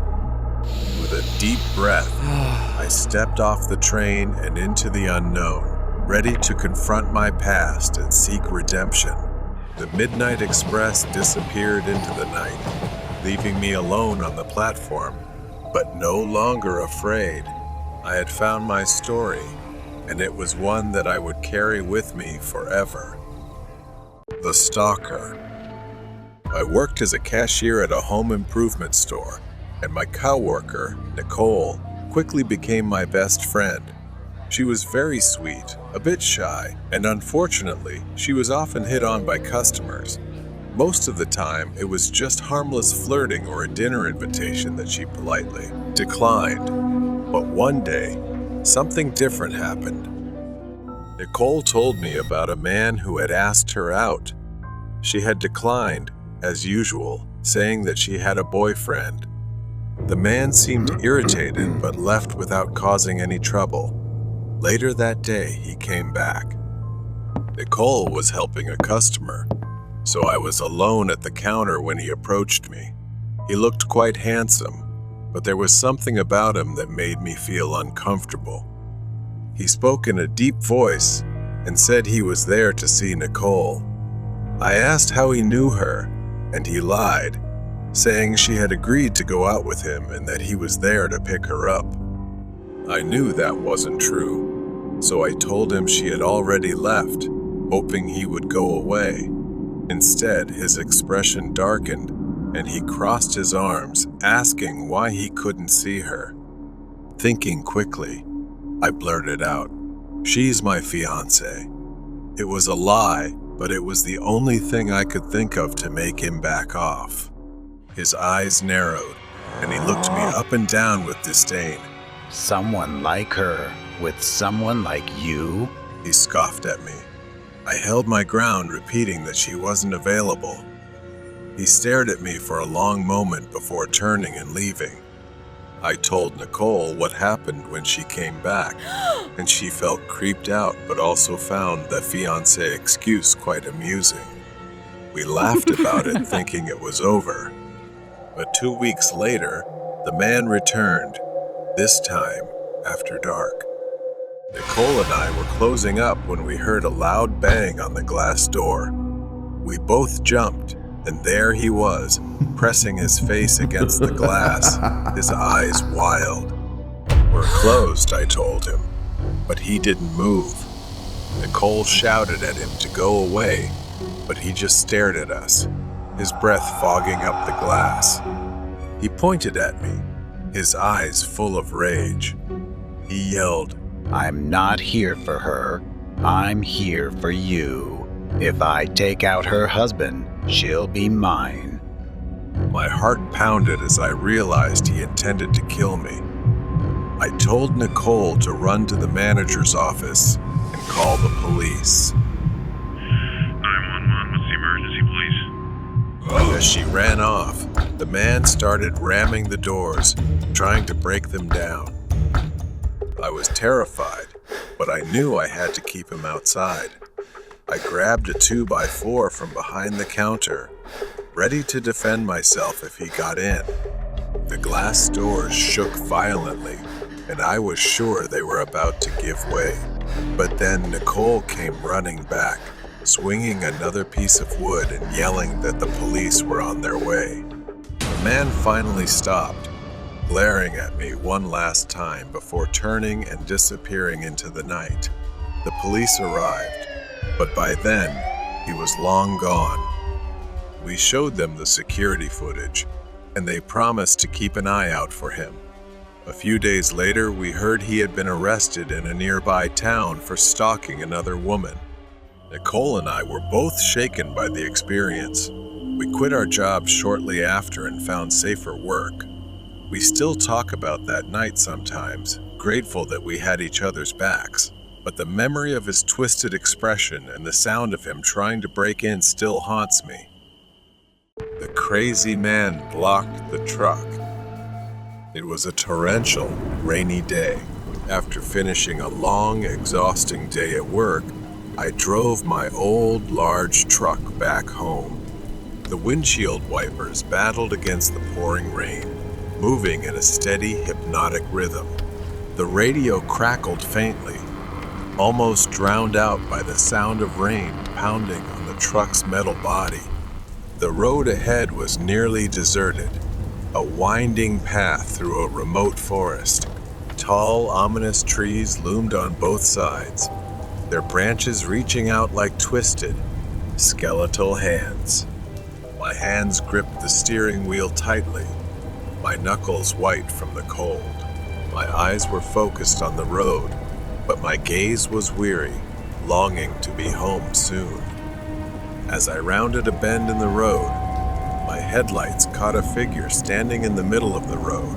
Finding it strange, I drove a short distance further and then pulled over to the side of the road to rest for a moment. From a distance, there was that figure again. The silhouette was of a man, his hair disheveled and soaked by the rain. He stood motionless, his head slightly tilted to one side, staring straight at me with wide, unblinking eyes. His clothes were tattered and drenched, clinging to his gaunt frame. In his hand, he held something long, thin, and menacing under the headlights. My heart raced as I stared at the man, an instinctual sense of danger warning me. The man did not move, did not blink, just stood there, staring. My breath fogged up the window as I pondered what to do, making his already ominous figure appear even more distorted and terrifying. But before I could act, the man suddenly lunged forward, slamming his hand on the hood of the truck. The force of the impact made me jump out of my seat, my heart pounding. The man's face was now just inches from the windshield. His eyes were wild and bloodshot. I recoiled in horror as I realized the object in his hand was a long, sharp needle, attached to a syringe filled with a murky yellow liquid. The man's mouth curled into a deranged smile, revealing yellowed and cracked teeth. He lifted the needle, tapping it lightly with his finger as if preparing to use it. He fumbled with the door lock, as if deliberately trying to frighten me. The rain outside seemed to grow louder, darkening the scene with a rising sense of dread. The man moved with terrifying speed. He lunged at the side door, yanking it open with astonishing strength. I could barely think, and there was no time to react before the man lunged at me. The syringe was raised, aimed straight at my neck. I struggled, adrenaline surging through my veins as I tried to push the man away. But his grip was like iron, his strength fueled by madness. My mind was a whirlwind of fear and confusion. Who was this man? What did he want? Why was he doing this? The questions swirled in my head, but there were no answers, only a desperate need to survive. The man giggled, a high-pitched, maniacal sound. The needle inched closer. I twisted and turned, trying to evade it, but the man was relentless. In one final desperate move, I surged with a burst of life. I managed to grab the man's wrist. We wrestled, fighting for control. The man's eyes were wide and wild. His foul breath hit my face in a horrific gust. With gritted teeth, I mustered all my remaining strength and shoved the man back with a powerful force, sending him tumbling backward. The syringe fell to the ground, the needle shattering upon impact, the liquid inside spilling out and mixing with the rain. I slammed the door shut and locked it, breathing heavily, tense with fear. I watched as the man staggered to his feet. He let out a frustrated scream, his voice echoing through the empty forest. I didn't wait to see what he would do next. I quickly shifted the truck into gear and hit the gas, the truck speeding away from the deranged man. Exhausted and shaken from the struggle, I drove in silence, quickly contacting the police about the incident and heading straight to the hospital. The man's wild eyes, his maniacal grin, the syringe filled with that strange liquid, they all haunted my mind. After the police investigated, they finally apprehended him and placed him in custody for psychiatric treatment. It turned out he wasn't just targeting me. He was after others as well, all as part of the twisted pleasure of a deranged mind. Horror Story Nightwalkers. I used to work at a small hotel on the edge of town. The hotel was quite peaceful, nestled between dense woods and a long, deserted road.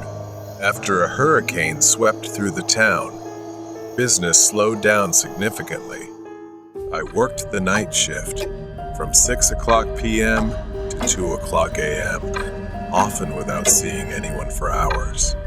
The only sound in the empty lobby was the ticking of the old clock on the wall. One night, I was sitting in the break room, sipping warm coffee and watching the security monitors when I heard a deep voice call out from the lobby. I got up and went to the front desk. There was a man standing on the other side of the glass partition.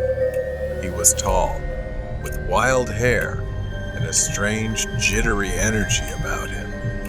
He asked for some towels, so I handed them to him through the opening under the glass. He grabbed them with such force that it made me flinch, and then he left without saying another word. Curious, I watched him on the security monitor as he walked down the hallway, rubbing the towels against his face and neck. It was bizarre, but I shrugged it off and returned to the break room. About 10 minutes later, I heard his voice again. This time, he was back at the front desk, banging on the glass. "My key card isn't working," he shouted. I asked for his room number, but he responded strangely, saying something like 2C Pwy, which didn't match our room numbering system. When I told him that, his demeanor changed.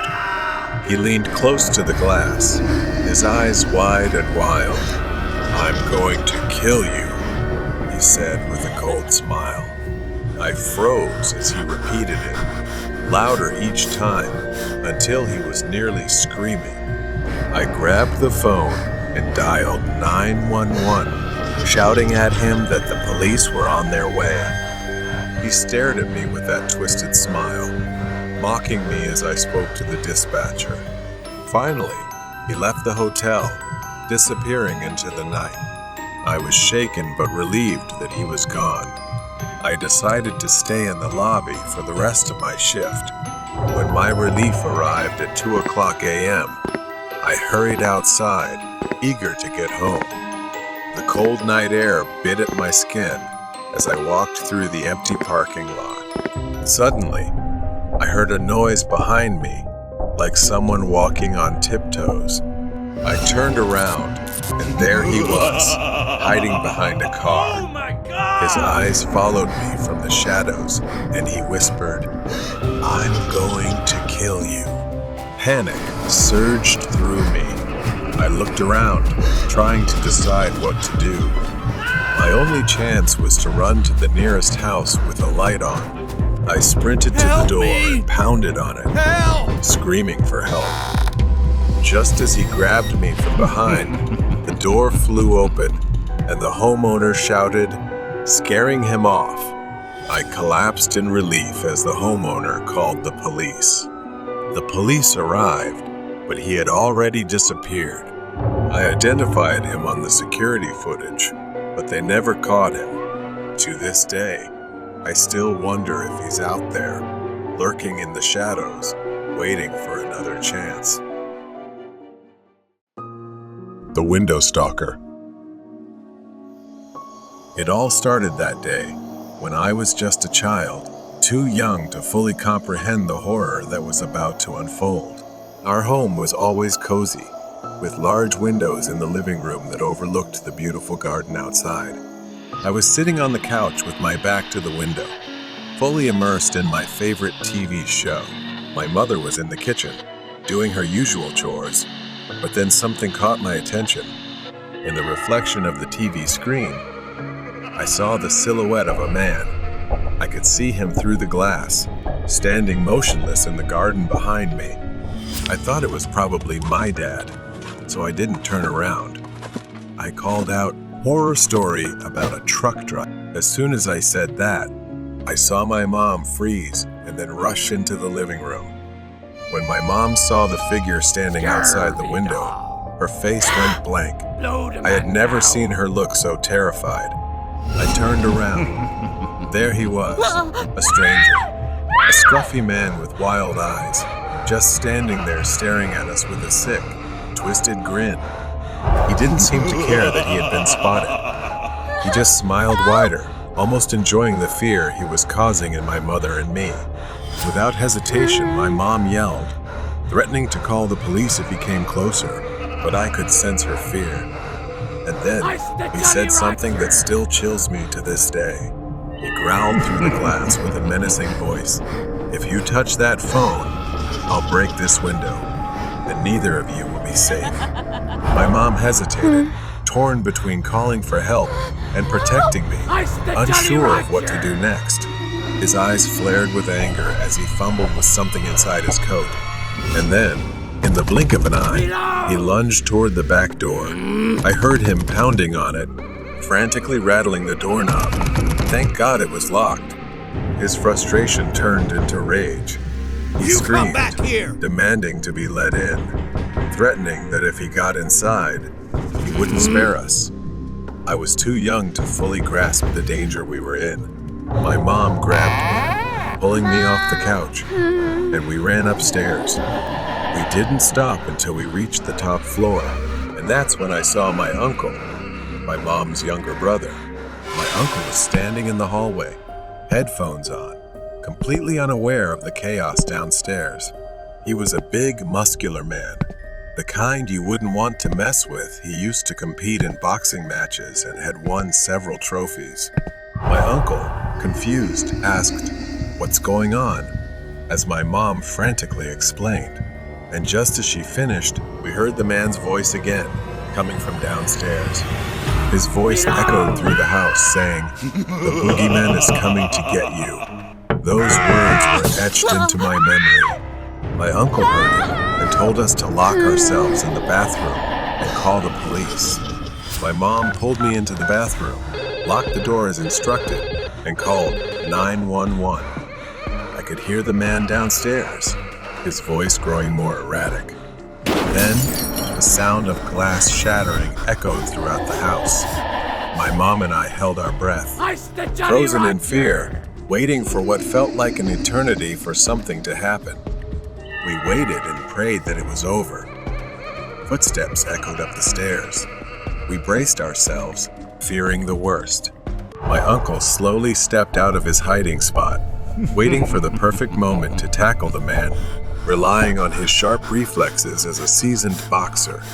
He didn't hold back and swiftly disarmed the man. My uncle saved us.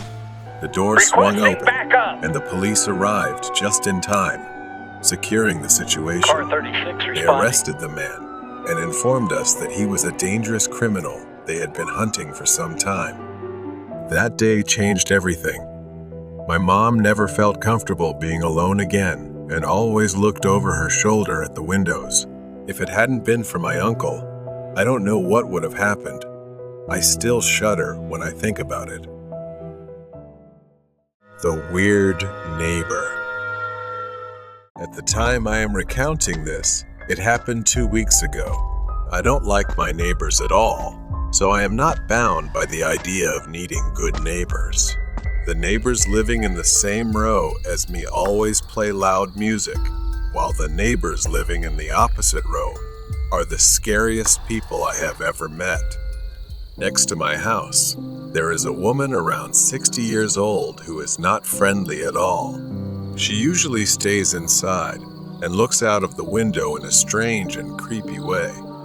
On the other side, there is a young woman with severe mental illness who occasionally stands in a corner of the yard and sometimes stares at me, mumbling. Since I am temporarily staying in this place, I just ignore it and pretend nothing is happening. Sometimes, when I am sitting and looking out the window, the old woman next door is watching the abnormal woman across the way, flailing and screaming as if she is intently watching a horror movie. It makes me feel chilled. It's quite annoying. As usual, I went to bed early to wake up for work. Luckily, nights here are generally quiet. Suddenly, an unusual noise woke me up. Somewhere, there were screams, yelling, and things being thrown from the old woman next door. A painful cry erupted. I got up and went to knock on her door. She answered with a screaming voice. What do you want from me? Go away. I just asked her to keep as quiet as possible so I could sleep.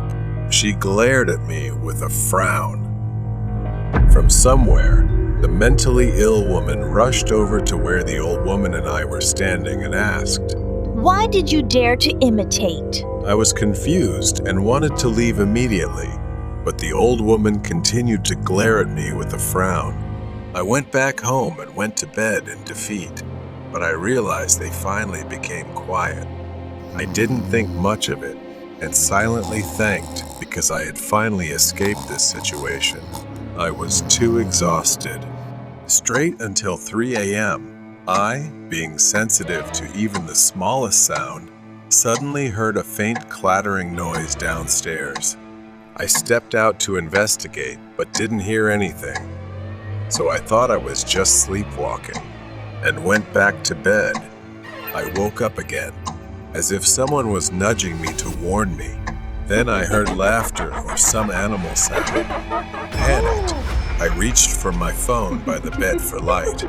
But when I found it, I didn't dare turn it on to see if there was something there.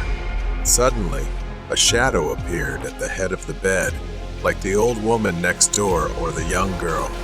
I couldn't tell which. Then, I screamed like I had lost my mind. I ran away as if I had seen a ghost. I bolted and slammed the door shut, locking it.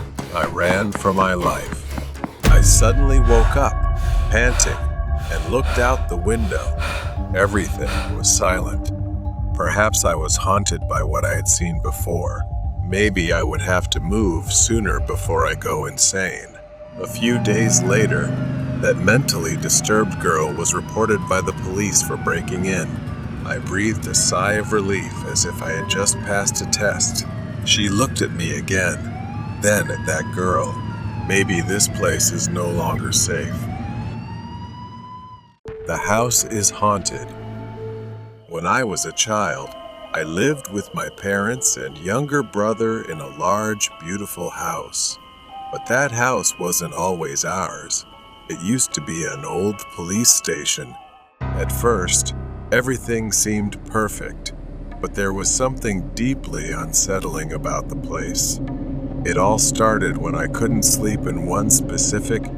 As a baby, I cried endlessly until my parents decided to move me to another room, leaving that bedroom for my brother. Years passed, and by the time I turned 5, the nightmares began. They weren't ordinary nightmares. They were terrifying. There was always someone visiting me whenever I slept. Sometimes it was a woman in a white dress standing at the foot of my bed. Other times a man in a police uniform. Their presence made it impossible for me to sleep peacefully. Especially that man, every night. He chased me in my dreams without knowing the reason. In my dream, I would run, but no matter how fast I ran, he would always be right behind me. I called for help, but couldn't. Night after night, I wandered through my nightmares, waking up screaming in terror. It all felt disturbingly real.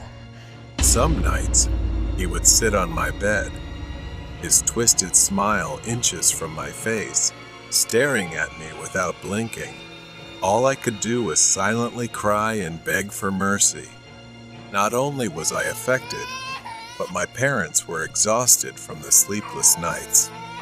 My mother always tried to reassure me, but I could see him standing right behind her, watching and smirking. Of course, my mother couldn't see him. The worst part was that even when I was awake, I could still feel his presence somewhere in the house. It followed me everywhere, like a shadow always lurking behind me. A dark figure standing still, observing. I felt as though I was living in a haunted house. I could feel him behind me as I ran up the stairs, his breath on the back of my neck. I started running up and down the stairs, but I couldn't escape the feeling that he was always right there, just out of reach. When I was a teenager, I finally opened up to my mother, recounting every detail about the terrifying figure that had tormented me for years. Her face turned pale as I spoke. She told me something that made my skin crawl. Our house, once a police station, was haunted by the spirit of an officer who had been anything but friendly in life. When he died, his spirit returned to the building and refused to leave. As it turned out, his office was the very room I couldn't sleep in as a child. That room was now my brother's bedroom. My mother had also seen him and felt his presence, but it didn't stop there.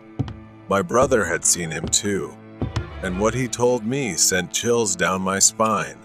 Last year, when my brother was 16, the man appeared to him as well, yelling at him to get out of his office. My brother, strangely calm, replied, "No, this is my room now. You're dead. You need to leave." Over time, the man's attitude softened, and they began to coexist, even talking to each other occasionally. I was shocked. My brother had been living with this terrifying presence for years, but had kept it all to himself. I asked him why he had never told anyone. He simply said he knew no one would believe him. Eventually, we moved out when my little sister was born. The new house was free of ghosts, and I was relieved to finally leave that nightmare behind after 8 long years. But what about my brother? For the first 2 years in our new house, the man still visited him. But he was different now, no longer frightening. just visiting, as if he had found some peace. My brother said he no longer sees him and believes the man has finally found rest. Hearing that, I felt an overwhelming sense of relief. The nightmare was over. The man had moved on. But to this day, my brother and I can still see ghosts. Yet none has ever frightened me like that man from the police station. Horror story of school locker. Sure, here is the translation of your text into English. A few days ago, Anna attended a party. The police showed up, and everyone scattered. Anna took a shortcut, fell into the river, and has been missing since. When they found her, she was no longer alive. She had passed away.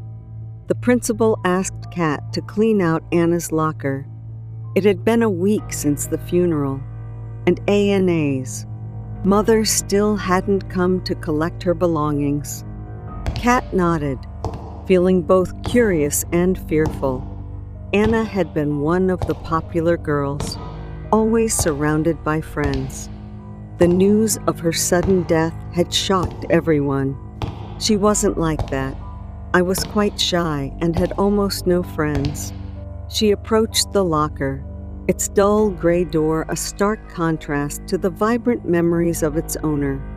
She twisted the combination lock, and with a metallic click, it opened. Inside, the locker was neatly organized. It only took her a few minutes to scoop Anna's belongings into her backpack.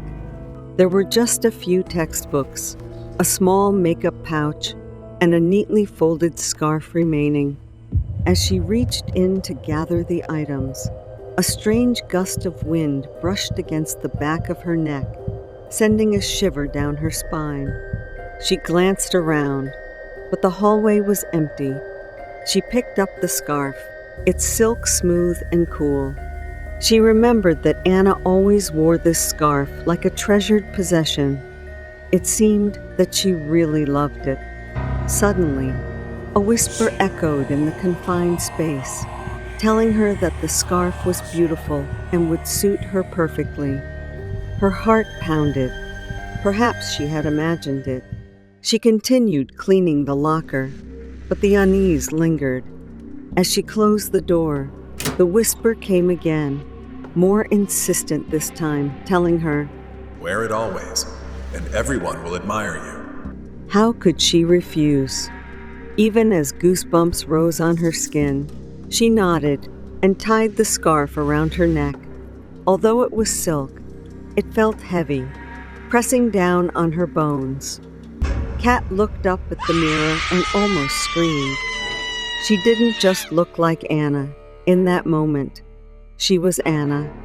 The scarf somehow warped her skin, transforming her face. She pulled with all her strength, but it wouldn't come off. Her elbow struck the mirror, causing it to bleed. Then a voice whispered, "It's okay," and assured her that everyone would love her. She decided to take a chance and see if it was true. Days passed, and she began to notice changes. People who had never acknowledged her before started to smile and greet her. The popular crowd invited her to sit with them at lunch. Kat enjoyed the attention she was receiving. She attributed the change to her makeover and the confidence boost from wearing Anna's scarf, so she didn't believe it too much. But the whispers started again and wouldn't stop. Every time she looked in the mirror, she saw Anna's reflection staring back at her, smiling that familiar, haunting smile. It was as if Anna was still there, watching, waiting. Day by day, the whispers grew into screams in her head. Panic set in. She stumbled, knocking over her bedside lamp. As she went to school, she always avoided that locker because she felt a dark presence looming around Anna's locker. Kat's breath caught in her throat as she tried to pull the scarf off, but it tightened, choking her. Then a voice echoed in her head, asking, what she was doing. The next day, she decided to return the scarf to Anna's locker, hoping to break the curse. When she approached the locker, the hallway was eerily silent. She unlocked it and placed the scarf inside. Before she could close the door, the scarf flew up and wrapped around her neck again. She fell to the floor, the scarf tightening more and more. Her vision darkened, and the last thing she saw was her own reflection in the locker mirror, her face now twisted into a smile that wasn't hers. A few days later, students whispered about Kat's disappearance. Her locker remained shut, and the smell of decay began to permeate the hallway. The principal and the janitor tried to open it, but the new lock seemed fused shut. Only Kat had the combination. One evening, as the janitor was mopping the empty hallway, he heard a faint whisper. Wear it, and everyone will admire you. The janitor glanced around, but saw nothing. He shook his head, thinking it was his imagination. But as he turned to leave, he caught a glimpse of his reflection in a nearby window. He saw Kat's face staring back at him, a silk scarf wrapped tightly around her neck, smiling that haunting, familiar smile. The janitor gradually turned pale and was so frightened that his heart felt like it was going to jump out of his chest. He ran out of there as fast as he could and immediately went to the police station to report what he had just witnessed. At first, he thought it was just an illusion, but when he linked it with Anna's departure and Kat's disappearance, it was really a coincidence, as if there was some kind of curse. Sometime later, the police came and took the cabinet out of the school. The mystery of Kat's disappearance and the scarf remains a mystery that no one wants to talk about. The creepy secret of the cheap motel. On our anniversary, we had a memorable time in every sense at an old suburban area. The bus ride took forever, and before we knew it, the sun was setting. Since we traveled by bus, it took more time, and soon it was evening. I didn't realize it was festival season there, so it was quite expensive and crowded. We found a very cheap place to stay, although it was a bit hard to find. I think the problem was that we entered any nearby place without considering the location. We prepared a simple dinner, shared stories, and then picked a movie to watch together. Suddenly, Min told me she started feeling a bit tired and dizzy. Probably exhausted from the whole day, we decided to go to bed early to be ready for our plans the next day. I quickly fell asleep. However, Min found herself tossing and turning, unable to find a comfortable position and mumbling something softly. When she finally started to drift off, she told me she felt a strange sensation taking over her. Suddenly, my eyes opened for no reason. I usually sleep deeply and rarely wake up in the middle of the night unless someone shakes me awake. But my girlfriend, who was sleeping next to me, turned over, and I woke up due to her movement. Around midnight, Min started tossing and turning in her sleep. Her face was contorted with discomfort, and she began sweating profusely. Her skin was pale and clammy, and her breathing became strange and irregular. I opened my eyes slightly and saw my girlfriend get up and walk to the bathroom. Her movements were stiff, almost puppet-like, as if an invisible force was guiding her. At that moment, I saw a dark shadow following her. It wasn't her shadow because it had no hair on its head. Instead, it was a black figure with hands and feet moving independently, not matching her movements. It had no eyes, nose, or mouth, but it resembled a human figure. I don't believe in ghosts or supernatural phenomena without scientific evidence, but I definitely thought something was wrong. When I fully woke up, I jumped out of bed and ran to the bathroom where my girlfriend had gone. I tried to open the door, but it wouldn't budge. Then, I heard the laughter of a middle-aged man from inside. I remember it clearly because I wasn't drunk and was definitely alert. Slowly turning the locked doorknob, I shouted my girlfriend's name. "Open the door." I stood outside the bathroom, anxiety engulfing me. But there was no sound from inside, and the door remained closed. I still can't recall if the next part was a dream or reality. The laughter grew louder and more terrifying. I hesitated, but finally mustered the courage to open the door, only to find the bathroom empty. I thought long and hard about what had happened and went back to bed to try and collect myself. Suddenly, the temperature in the room dropped, and I felt a chilling sensation run down my spine. I nearly fainted when I saw it.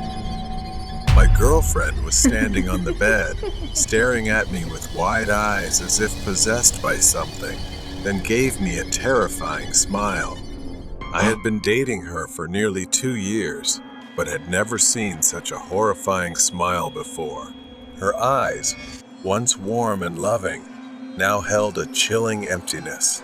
She laughed again, the sound echoing through the room, sending shivers down my spine. I grabbed her shoulders and shook her hard, but she just fell back into sleep. I couldn't sleep that night and waited until morning with my eyes wide open. Min woke up and advanced towards me, her laughter becoming louder and more hysterical. I recoiled, my mind scrambling to make sense of the situation. The previously cozy bedroom had transformed into a nightmarish enclosure. I tried to reach Min, hoping to pull her out of whatever trance she was in.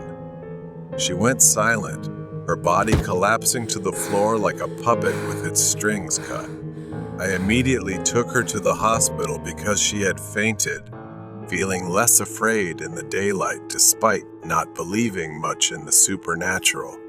I began to clean up and quickly got out of the rental. As we left the rental, I asked her if she remembered anything from the previous night, but she seemed unaware of what had happened. I didn't tell her anything because I thought she would be scared if I detailed the events. But now, after 10 years, I suddenly recalled the incident and started researching the rental. It turns out that there had been several murders and suicides there over the past few decades. The media didn't directly mention the name of the place, but I'm certain it's the right one after. Reading some reviews about the accommodation,